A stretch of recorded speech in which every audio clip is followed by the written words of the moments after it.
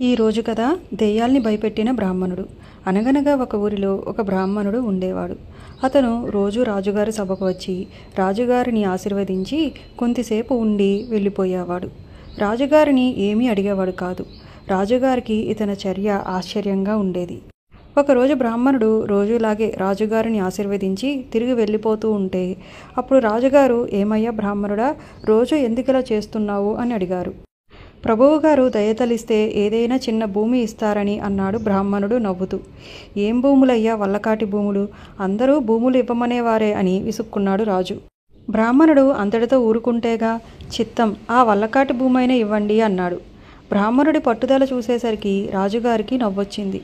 "సరే, తీసుకోవయ్యా ఆ వల్లకాటి భూమి" అన్నారు. వెంటనే బ్రాహ్మణుడు వల్లకాటి భూమి వద్దకు వెళ్ళాడు. అక్కడ పెద్ద పెద్ద చెట్లు, తుప్పలు ఉన్నాయి. ముందు ఈ చెట్లు తుప్పలు సరిచేస్తే తర్వాత ఏదైనా పండించుకోవచ్చు అనుకున్నాడు. ఒక పెద్ద గొడ్డలి తెచ్చి అక్కడ ఉన్న ఒక పెద్ద చింత చెట్టు కొట్టడం మొదలుపెట్టాడు. చెట్టు మీద ఒక దెబ్బ కొట్టేసరికి దాని మీద ఉన్న దెయ్యాలన్నీ దిగివచ్చాయి. "ఏమయ్యా, చెట్టు కొడుతున్నావు, నిన్నేం చేస్తామో చూడు" అని దెయ్యాలు బ్రాహ్మణుణ్ణి బెదిరించాయి. బ్రాహ్మణుడు ఏమీ మాట్లాడలేదు. "ఏమయ్యా, మాట్లాడవే" అని గద్దించాయి దెయ్యాలు. ఆ మాటలకు బ్రాహ్మణుడు బెదరకుండా, "నా ఇష్టం, నాకు ఈ భూమంతా రాజుగారు ఇచ్చేశారు" అని సమాధానం చెప్పి బ్రాహ్మణుడు తిరిగి చెట్టు నరకడం మొదలుపెట్టాడు. ఇంక ఊరుకుంటే తమకు ఉండటానికి చోటు లేకుండా పోతుందేమోనని దెయ్యాలు భయపడి బ్రాహ్మణుణ్ణి, "ఏమయ్యా, ఈ చెట్టు కొట్టేసి నువ్వేం చేస్తావు" అని అడిగాయి. "నేనిందులో నువ్వుల చేను వేసుకుని సాలుకు 4 గరిసెల నువ్వులు పండించుకుంటాను" అన్నాడు.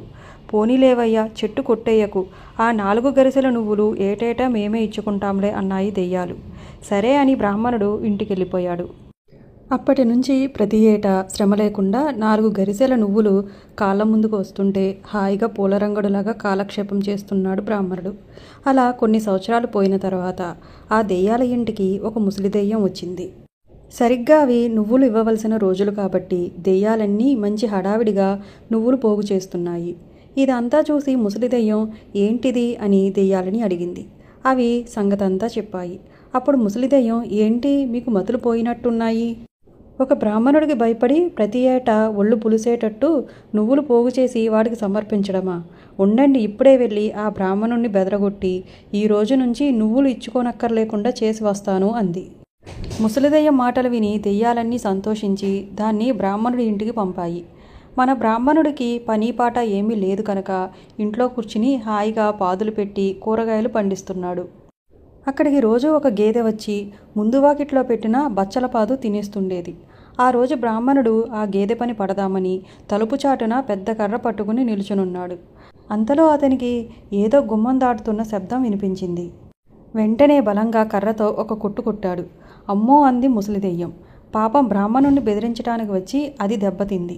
గేదె అనుకుని దెయ్యాన్ని కొట్టేసేనా అని బ్రాహ్మణుడు మనసులో భయపడ్డాడు. కానీ పైకేమీ కనిపించనీయకుండా గంభీరంగా, "ఏం, ఎందుకొచ్చావు?" అని గట్టిగా అడిగాడు. బ్రాహ్మణుడి చేతుల్లో కర్ర ఇంకా అలానే ఉంది. మళ్ళీ కొడతాడేమో అని భయంతో ముసలిదెయ్యం "నువ్వులు" అంది. "ఏవి తెచ్చావా?" అని దబాయించి అడిగాడు బ్రాహ్మణుడు. అప్పుడు దెయ్యం, "కాదు కాదు, నువ్వులు ఇమ్మంటారా లేక నూపప్పు ఇమ్మంటారా అని అడగటానికి వచ్చాను" అంది జడుస్తూ. "సరే, నూపప్పే తెమ్మను" అన్నాడు బ్రాహ్మణుడు. బ్రతుకు జీవుడా అనుకుని ముసలిదెయ్యం బ్రాహ్మణుడి దగ్గర నుంచి దెయ్యాల దగ్గరికి వెళ్ళింది. కానీ దాని మనసులో బాధగానే ఉంది. ఇంటికి రాగానే దెయ్యాలన్నీ సంతోషంతో దాని చుట్టూ చేరి, "ఏం జరిగింది? బెదిరించావా? ఏమన్నాడా బ్రాహ్మణుడు?" అని ఊపిరి సలపకుండా ప్రశ్నలు వేశాయి. ముసలిదెయ్యం నీళ్లు నములుతూ, "ఆ బ్రాహ్మణుడు నన్ను చితక్కొట్టాడు. నువ్వులు అక్కర్లేదు, 4 గరిసెల నూపప్పు తెమ్మని మీతో చెప్పమన్నాడు" అంది. దాంతో అవన్నీ చేరి ముసలిదెయ్యాన్ని, "నువ్వు వెళ్ళి మాకు చేసుకొచ్చిన ఉపకారం ఇదా" అంటూ కోపంగా కొట్టి చంపేశాయి.